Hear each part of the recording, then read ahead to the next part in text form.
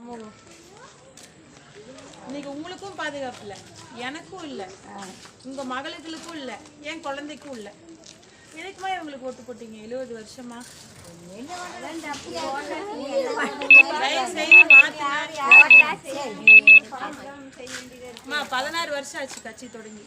தமிழ்நாட்டில் பாதிய பெண்கள் கிட்ட சீமான் கொடுத்துட்டார். தமிழ்நாட்டில் பாதி பெண்கள் கையில் இருக்கு. 234 தொகுதியில 117 தொகுதியில பெண்கள் போட்டிடுறோம். வெறும் 117 தொகுதியில பெண்கள், 117 தொகுதியில் ஆண்கள். 117 பெண்கள் சட்டமன்றத்துக்குள்ள உட்கார்ந்துருந்தா நம்ம எங்களையோ எங்க பிள்ளைகளையோ தப்பா பார்க்கணும்னாலும் யாருக்காச்சும் தோணுமா? தொட்டா தொலைச்சு போடுவாங்கன்ற பயம் வராது.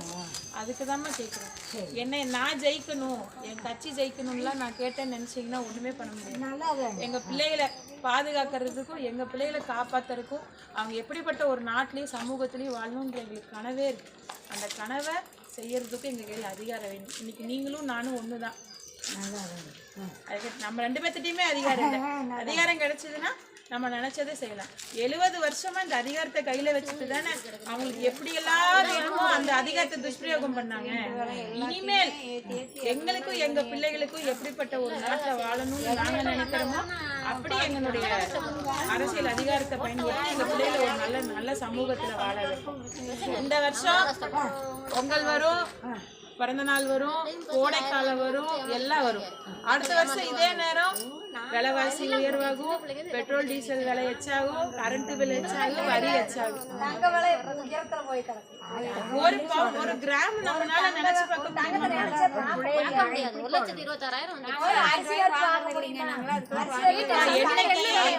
என்னைக்கு உயிர் தேவையை பூர்த்தி பண்ற விவசாயி கை நீட்டி கடன் வாங்கினாங்களோ அன்னைக்கே நாடு பிச்சைக்கார நாடு ஆயிடுச்சு.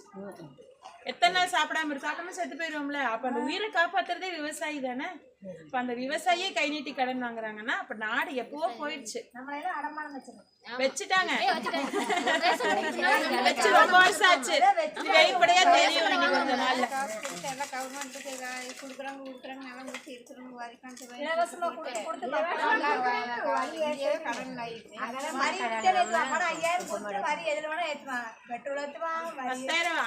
இவரு 10,000 அந்த கவுண்டமணி படுத்து வரும்ல, அம்மா நான் ஒரு கேப் மாதிரிமா, அம்மா நான் ஒரு மொளை மாதிரி மாமல்ல, அந்த மாதிரி நான் 2000 கொடுக்குறேன், நான் 2000 கொடுக்குறேன், நான் பெண்களுக்கு பஸ் ஒரு ஆண்களுக்கு சேர்த்துக்கிறேன். ஏற்கனவே வர மாட்டேங்குது. 3/4 மணி நேரம் ரோட்ல நிக்க வேண்டியது சுத்தமா வராது. சப்போர்ட் பண்ணுங்க. நம்ம மேல அப்படியே வாசம் பொத்துட்டு ஊத்தும். எதில் வந்தாதான் பொங்கல் வரும், கோடைக்காலம் வரும், பிறந்த நாள் வரும், எல்லா நாளும் வரும்.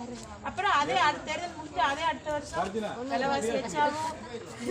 ரேஷன் கடையில் வர பொருள் ஒன்றுமே நமக்கு சுத்தமாக வராது. கரண்ட் பில் வச்சாகும், வரி வச்சாகும், விலைவாசி வச்சாகும், பெட்ரோல் டீசல் வச்சாகும். ஆனால் சம்பளம் மட்டும் அதே தான் வரும், அது மட்டும் உயராது. அப்போ என்ன பண்ணுவோம்? கடன் வாங்குவோம். இலவசம் வேண்டாம், நல்ல வேலை வாய்ப்பு மக்களை குறை வச்சுட்டே தாக்கா ஓடுறாங்க. பெரும் கனவு இருக்கு, செய்யறதுக்கு நிறைய செயல் திட்டங்கள் இருக்கு. வாயில சொல்லலை, எப்படி செயலா செய்வோன்ற செயல் திட்டமே இருக்கு. அதனால அதிகாரத்தை கொடுத்துட்டீங்கன்னா நாங்கள் எப்படி அதாவது எப்படி நாங்கள் செஞ்சு காமிப்போம் அப்படிங்கிறதே உங்களுக்கு செயலாகவே காமிச்சிடும். அதோடைய ரிசல்ட்டை நீங்கள் அனுபவிப்பீங்க. மயில இந்த தடவை விவசாயிக்கு ஒரு ஓட்டை 70 வருஷமா அவங்களுக்கு இவங்களுக்கு ஓட்டு போட்டு எம்எல்ஏ எம்பியாக்கி அழகு பார்த்துட்டீங்க. அவங்களாம் எங்களை தூக்கி ரோட்டில் போட்டாங்க. பாருங்க, உட்கார முடியல, கொசு தூக்கி வந்து உள்ள உட்கார வச்சுருவாங்க. கொஞ்சம் நிறைய பேர் விவசாயிக்கு போடுங்க. சரிங்கம்மா, எளிமையாக சொல்லிட்டாங்க, தோச்சுக்க மாட்டீங்களே. நீங்கள் செய்த தவறை நீங்களே திருப்பி விடுங்கள். 70 ஆண்டு காலம் பெரும் பிழை செஞ்சுட்டீங்க. முதல் முறையாக அவங்க லஞ்சம் வாங்கும்போதே மணிக்கத்தோடு வெட்டியிருந்தீங்கன்னா சரி செஞ்சுருப்பாங்க. அப்பா இப்போ நீங்கள் சொல்லிடுறீங்க முடிஞ்சிருச்சுன்னு, அடுத்து 80-70 வருஷம் வாழ்கிற பிள்ளைகளை கையில் வச்சுட்டு நாங்கள் திணறமே. பிள்ளை கையில் அதிகாரத்தை கொடுங்கப்பா. சரிங்க, ஃபேமிலியே சப்போர்ட் பண்ணுங்க. எப்படியா வெளியே மாறும், விட்டுற மாட்டோம். நீங்கள்லாம் படிக்க வச்சுட்டீங்க, ஆனால் எங்களுக்கு அந்த படிப்புக்கேற்ற வேலை, அதுக்கேற்ற மரியாதை, அதுக்கேற்ற சம்பளம் நீங்களால கஷ்டம் தான் பட்டீங்க, நாங்கள் வாழ்கிறதுக்கே திணறோம். இது நாளைக்கு கொண்டு எல்கேஜிக்கு சேர்த்துனா 1 லட்சம் ரூபா ஃபீஸ். எல்கேஜியில் இதுக்கு 1 லட்சத்துக்கு என்ன பத்தாது. ஆனால் நாங்கள் கட்டியே ஆகணுன்ற நிர்பந்தத்துக்கு இந்த சமூகம் எங்களை தள்ளுது. அப்போது அதிகமாக நம்ம செலவு பண்ணுறது படிப்புலேயும் மருத்துவத்திலையும் தான்.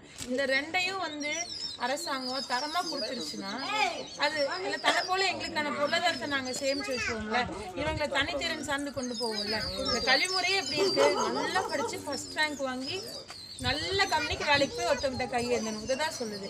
ஒரு குழந்தையும் இருக்குன்னா அதுக்கு தனித்திறன் இருக்குது. இப்போ இவளுக்கு இருக்கான்னா இவளுக்கு ஒரு தனியாக இவளுக்குன்னு ஒரு திறன் இருக்கும். அது என்னன்னு கண்டுபிடிச்சி அது சார்ந்து வளர்த்தி கொண்டு போனால் மட்டும்தான் வாழ்க்கையில் நல்ல ஒரு உயரத்துக்கு ஷைன் ஆவா. ஆனால் அது இல்லாமல் ஆட்டு மற்ற மாதிரி மந்தையோட மந்தையாக துரத்தி விடுறது இது சரியில்லை. 100ல் 5 பேருக்கு தான் வேலையே இருக்குங்க, 95 பேருக்கு வேலை இல்லை. MBA படிச்சிருக்கிற பையன் ப்ரைவேட் பாரில் வேலை செய்யலான்னா, சரக்கூத்தி கொடுக்குறான்னா இப்போ அந்த படிப்புக்கு என்ன மரியாதை இருக்குது? ஏன்னு சொல்லுங்க, அரசியல்வாதி யாரும் படிக்கல. அப்போ என்ன ஆகுதுன்னா, படிச்சவங்க யாராவது உங்க MLA எத்தனாவது படிச்சிருக்காங்க நினைக்கிறீங்க? 4 வருஷத்துல குப்பையை முறைப்படுத்தணும்னு சட்டமன்றத்தில் பேசுங்கன்னா MLA போயிட்டு குப்பை எடுத்துட்டு போங்கிறாரு. இவர்னால MLA அந்த அமைச்சர் என்ன தெரியுமா சொல்றாரு, எங்க கொண்டு போய் கொட்டுறதுன்னு கேட்கிறாரு. இப்போ நமக்கு என்ன தோணுது, எதுக்கு கொட்டுறீங்க, எதுக்கு எடுக்கிறீங்க? அதுக்கான ஒரு வாய்ப்பு, ஒரு வாக்கு 20 வருஷமா போட்டு ரேகையும் தெரிஞ்சிருச்சு, நாடும் தெரிஞ்சிருச்சு. என்ன மாதிரி படிச்சா எல்லாம் சரியாயிடும். நாங்கள் படிச்சிட்டோம், படிப்புக்கேற்ற வேலை, படிப்புக்கேற்ற மரியாதை, சம்பளம், அதை கொண்டு வாழ்கிற வாழ்க்கை எதுவுமே இல்லையே. அதாவது இலவசமாக கொடுக்குறாங்க, தரமாக இல்லை. நம்ம சொல்கிறதே உலக தரத்துக்கு கல்வியும் மருத்துவத்தையும் அரசாங்கமே கொடுத்துருச்சுன்னா நமக்கு செலவே இல்லையே. என்ன சொல்கிறதுங்கண்ணா, குற்ற சமூகம் நம்மளும் வாழ்ந்து கடந்து சகிச்சு போக பழகிட்டோம்னா நாம் சகிச்சுக்க கூடாது. ஏன்னா அடுத்த ஜென்ரேஷன் நம்ம வச்சுருக்கும் போது அவங்களுக்கான ஒரு நல்ல சமூகத்தை உருவாக்கி கொடுக்கறதும் நம்ம ரெஸ்பான்சிபிலிட்டி தான். படிக்க வைக்கிறதோ, பணம் சம்பாதிக்கிறதோ, வீடு கட்டி வைக்கிறதோ கிடையாது. இதெல்லாம் அவன் பண்ணிக்குவான். அதனால சமூகத்தை உருவாக்கி வச்சிட்டோம்னா இது எல்லாமே அவன் கண்டிப்பாங்க. நம்ம 10 நாளாக சொல்லி கொடுக்குறோம்க்கா, சமூகத்தில் 100 கெட்டது இருக்குது, அவனை எது அதிகமாக பாதிக்கும்? ரொம்ப மோசமான சூழ்நிலையில் நிற்கிறோம். திட்டம்னு வச்சுக்கோங்க, ரொம்ப சிரமம். பிள்ளைங்களை திரும்பி மீட்டு கொண்டு வருது. ஏன்னா அடுத்த தலைமுறையவே அழிக்கிறதுக்கான வேலையை செய்கிறாங்க. அதிகமாக போதை புழக்கம் இருக்குது. ஸ்கூல், காலேஜ், எல்லா பசங்க சின்ன 5 வயசு 5வது 6வது படிக்கிற பசங்க கையிலெல்லாம் இன்னைக்கு போதைப் பொருள் குளிச்சுக்கும் போது நினைக்கும் போதே அப்படியே படப்படன்னு வருது. ஏன்னா நம்ம பசங்களும் அதே சமூகத்தில் தானே இருக்காங்க. நம்ம தெரியும் மாற்ற முடியாதுங்களா, ஒரே இடமா போச்சு இருந்தது. எதுக்கு போராட்டம் மாற்றுவோம். நம்ம தான் மாற்றணும், தேவதூர்கள்லாம் வரமாட்டாங்க. நம்ம தானே பெற்றோம், நம்ம ரெஸ்பான்சிபிலிட்டி. நம்ம குழந்தைன்னு எங்கேயோ ஒரு மூலையில் ஏதோ ஒரு குழந்தை பாதிக்கப்பட்டாலும் நமக்கு கஷ்டமாக இருக்குது. ஏன்னா அதுதான் நம்மளுடைய குணம். அந்த குணம் இருக்கிறது வரைக்கும் ரொம்ப ரொம்ப சந்தோஷம். அதை சரியாக அரசியலாக பயன்படுத்தினோம்னா சமூகத்தை மாற்றிடலாம். முகம்தான் என்னது, மற்றபடி அது நீங்கள் தான் வலிமையாக நில்லுங்க, உறுதியாக எல்லாத்தையும் மாற்றணும். நான் ஜெயிச்சு நான் மாற்றிடுவேன்னு சொன்னால் அதெல்லாம் போய் நம்பாதீங்க. ஒரு ஆள் நாளெல்லாம் எதுவுமே செய்ய முடியாது. சமூகமாக மாறணும். சமூகமான விழிப்புணர்வை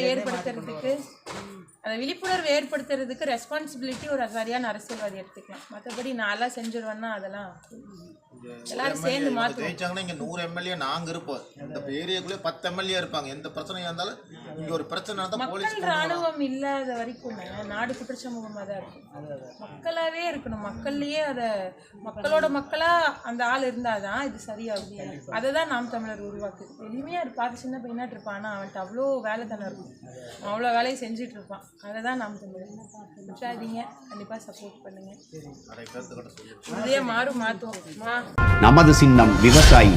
ஓட்டு பாருங்க ஓட்ட, அப்புறம் பாருங்க நாட்டை.